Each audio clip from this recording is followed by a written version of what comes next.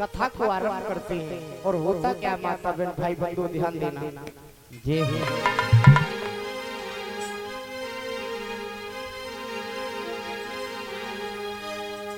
कि महाआसन पर महादेव जी बैठे आसन मारे।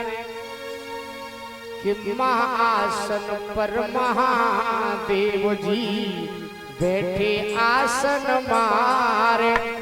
और अमर कथा जब लगे सुनाने गौरा को त्रिपुरारे। उमा के पर गए सोता हूँ कराते रोता। उमा के पर गए सोता हूँ कराते रोता।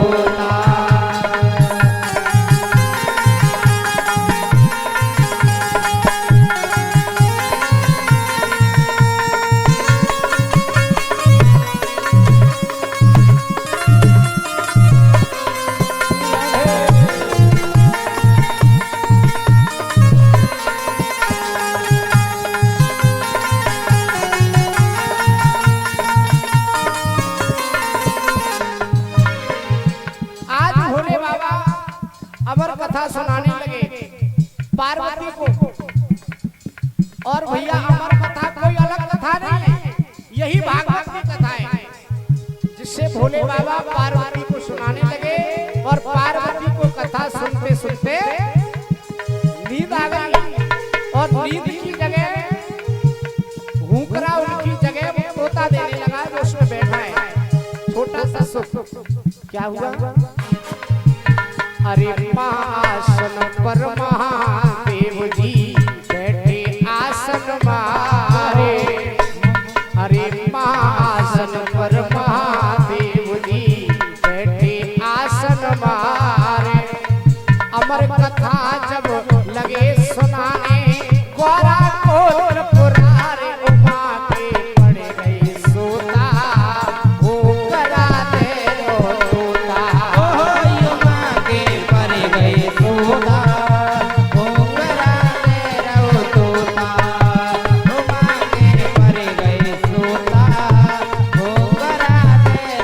रोता। और हुआ क्या? क्या हुआ? अरे भोलेनाथ शंकर ने गौरा को कथा सुनाई। भोलेनाथ शंकर ने गौरा को कथा सुनाई। और कथा हुई ना पूरी और नींद उमा को आई।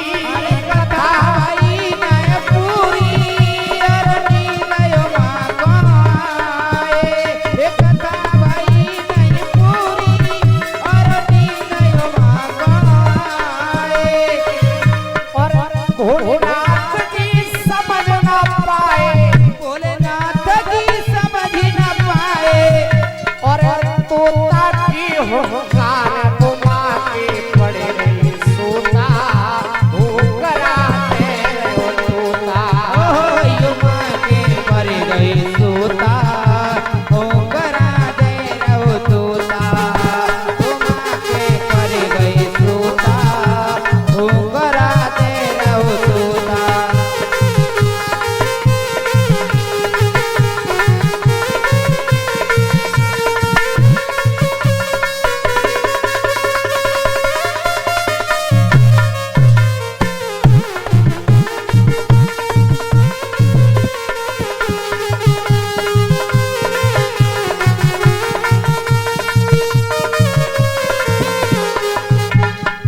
और हुआ क्या? जैसे ही गौरा सो गई भोले बाबा की कथा जैसे ही आगे को बढ़ी कथा को तो पूरी वो सुख सुनने लगा। धीरे धीरे कथा आगे बढ़ने लगी और धीरे धीरे कथा आगे बढ़ी। माता बहन भोले बाबा की कथा जैसे पूरी हुई उमा की नींद टूट गई। और हुआ क्या? जब नींद से गौरा जागी। जब नींद से गौरा जागी तब सोच हुआ है भाई।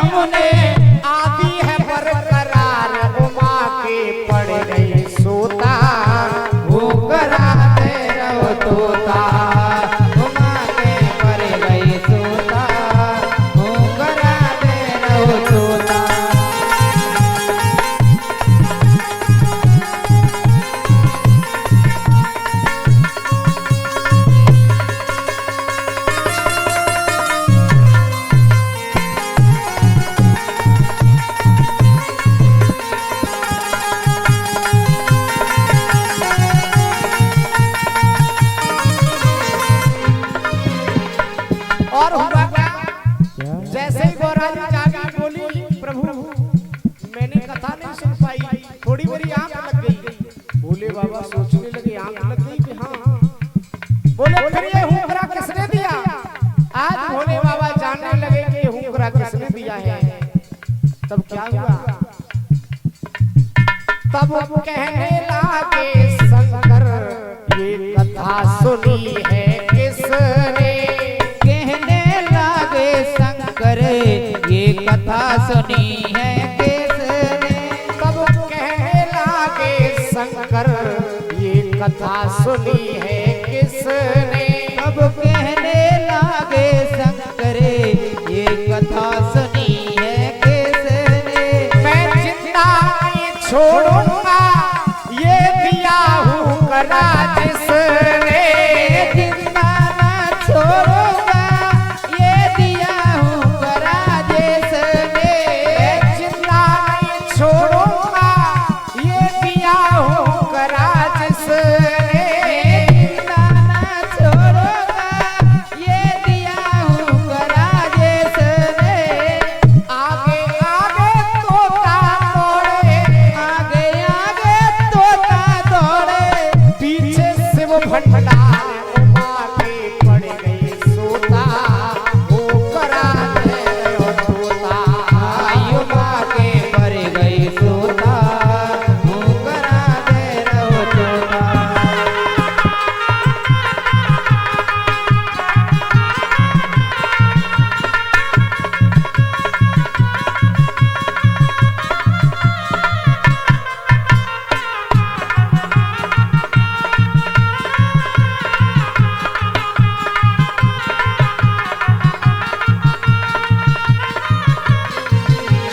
और जैसे ही आज भोले बाबा ने इतने शब्द कहे, वहां पर जो सुख तोता जो सुन रहा था, पूरी कथा सुन ली। अब वो तोता वहां से भागने लगा। भोले बाबा भी उसके पीछे पीछे भागने लगे। तुझे जिंदा नहीं छोड़ूंगा, तूने अमर कथा को सुना है। लेकिन भोले बाबा को नहीं पता कि होने क्या जा रहा है। और हुआ क्या? अरे उड़ते उड़ते तोता फिर वेद व्यास घर आया। उड़ते उड़ते तोता फिर वेद व्यास घर आया। उड़ते उड़ते तोता फिर वेद व्यास घर आया। उड़ते उड़ते तोता फिर वेद व्यास घर आया। वेद व्यास की पत्नी के गर्भ में जाए समाया। वेद व्यास की पत्नी के गर्भ में जाए समाया। वेद व्यास की पत्नी के गर्भ में जाए समाया। हुआ क्या? उड़ते उड़ते तोता व्यास के दरवाजे पे पहुंचा। व्यास की पत्नी का नाम है अरणी, और वो दरवाजे पर खड़ी होकर के जमाई ले रही थी मुंह फाड़ के। मेरे प्रभु ने छोटा सा रूप रखा और उसके जमाई के साथ उसके अंदर पेट में प्रवेश कर गए। आज भोले बाबा वही समाधि लगा के बैठ गए कि जब तक ये बाहर नहीं निकलेगा मैं यहाँ से जाऊंगा नहीं। सुखदेव जी गर्भ में ही पड़े रहे बहुत 100 वर्ष तक। और हुआ क्या? अरे उड़ते उड़ते तोता फिर वेद व्यास घर आया। उड़ते उड़ते तोता फिर वेद व्यास घर आया। वेद व्यास की पत्नी के गर्भ में जाए समाया। वेद व्यास की पत्नी के गर्भ में जाए समाया। वेद व्यास की पत्नी के गर्भ में जाए समाया। नाम बड़ा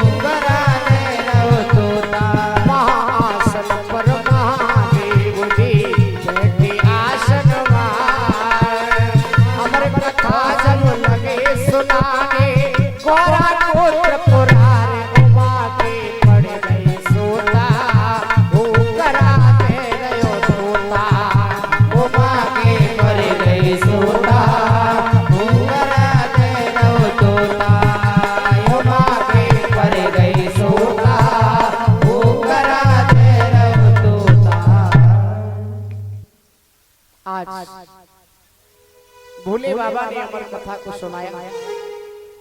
पार्वती ने अमर कथा को नहीं सुन पाया, वो अमर कथा तो उस तोता ने सुनी। व्यासी के यहाँ जिनका जन्म हुआ उस बालक का नाम रखा, जो सुख पक्षी से अवतरित हुआ, इसलिए उस बालक का नाम रखा सुखदेव। बोलिए सुखदेव भगवान की जय हो। आज सुखदेव जी का जैसे ही जन्म हुआ, थोड़े बड़े हुए, भगवान की कृपा जिसके ऊपर होती है हो ही जाती है। सुखदेव भगवान बिल्कुल नग्न अवस्था में है।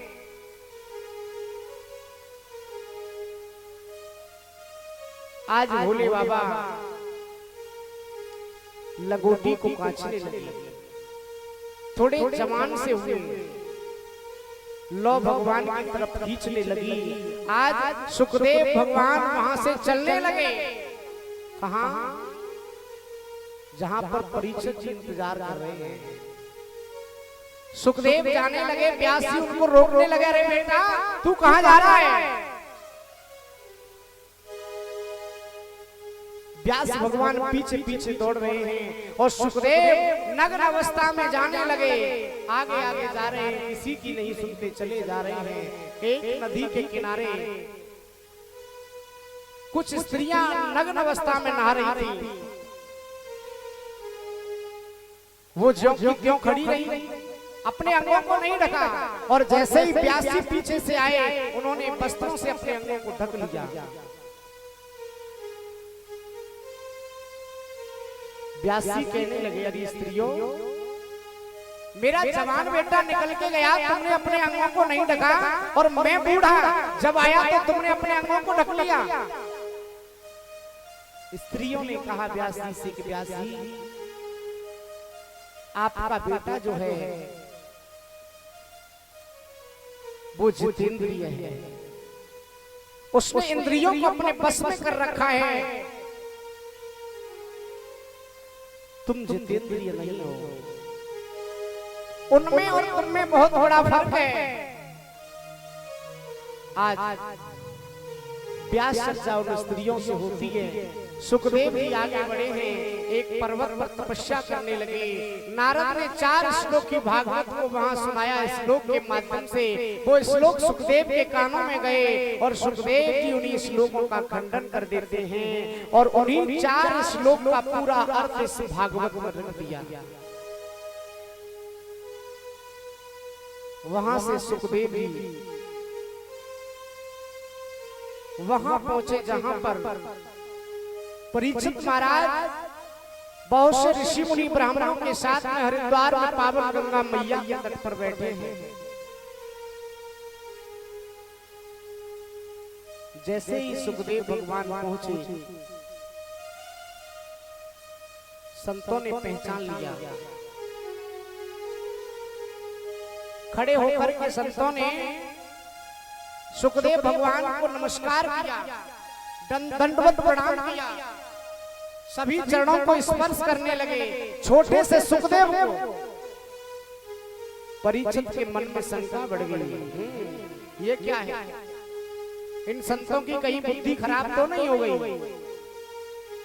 अरे कहां ये बालक और कहां ये सुखदेव, छोटा सा बालक, और कहां ये बूढ़े बूढ़े ब्राह्मण संत? भला इस बालक के चरणों को छू रहे हैं, इनको शर्म नहीं आती? सभी ने चरणों को स्पर्श किया। कुछ संतों ने कहा, अरे परीक्षित जी, आप भी चरणों को छू लीजिए। क्यों? मैं क्यों छू? आपकी बुद्धि खराब है, मेरी बुद्धि खराब थोड़ी ना है। संतों ने कहा, परीक्षित जी, अरे यही तो आपको भागवत की कथा सुनाएंगे। जिन्हें आप छोटा समझ रहे हैं ना, ये छोटे नहीं हैं। बोले मुझे तो छोटे दिखाई देते हैं, आप इतने बड़े बड़े हैं, बूढ़े हैं, आप इस बालक के चरणों को स्पर्श कर रहे हैं। यहाँ पर बड़ा सुंदर श्लोक लिखा,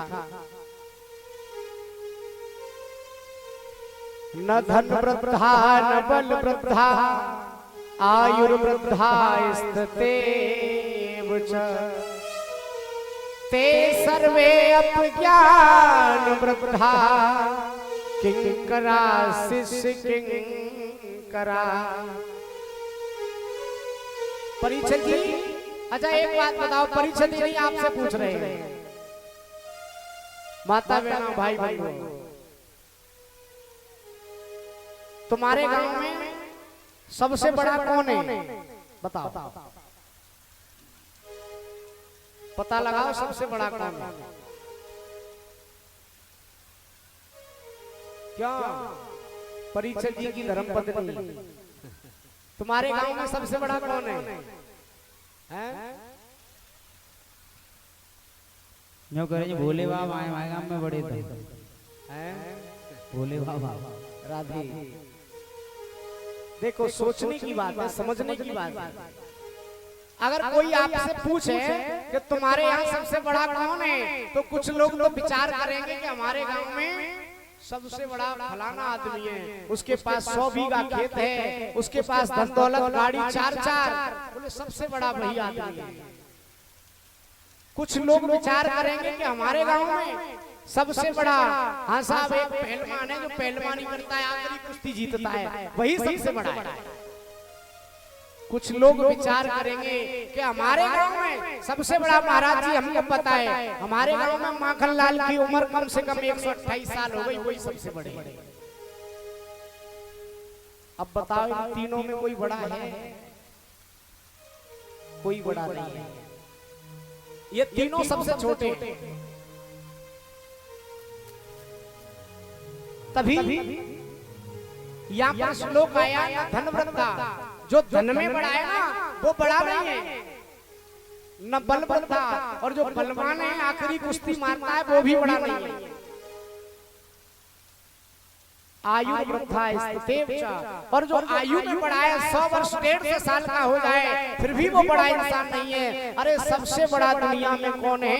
ते सर्वे अपि ज्ञान वृद्धा किंकरा शिष्य किंकरा।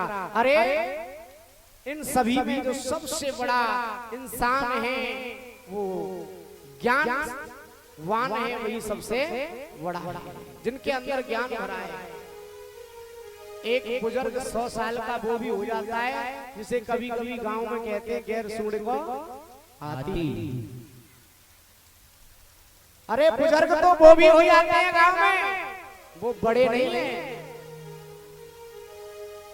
इसीलिए कहते हैं बड़ा बूढ़ा हो जाए जिसको भगवान की पूजा करने का ढंग नहीं, जिसे ज्ञान का ढंग नहीं। 4 छोटे छोटे बच्चा दरवाजे पे उसके पास बैठ जाए नाती पंथी, उन्हें कोई श्लोक सुनाने का ज्ञान नहीं, उन्हें कोई कीर्तन सुनाने का ज्ञान नहीं, वो बूढ़ा नहीं, वो तो कबाड़ा है। कौन है? कबाड़ा। ध्यान रखना, संसार में तो सबसे बड़ा इंसान है तो वो ज्ञानवान है। और ज्ञानवान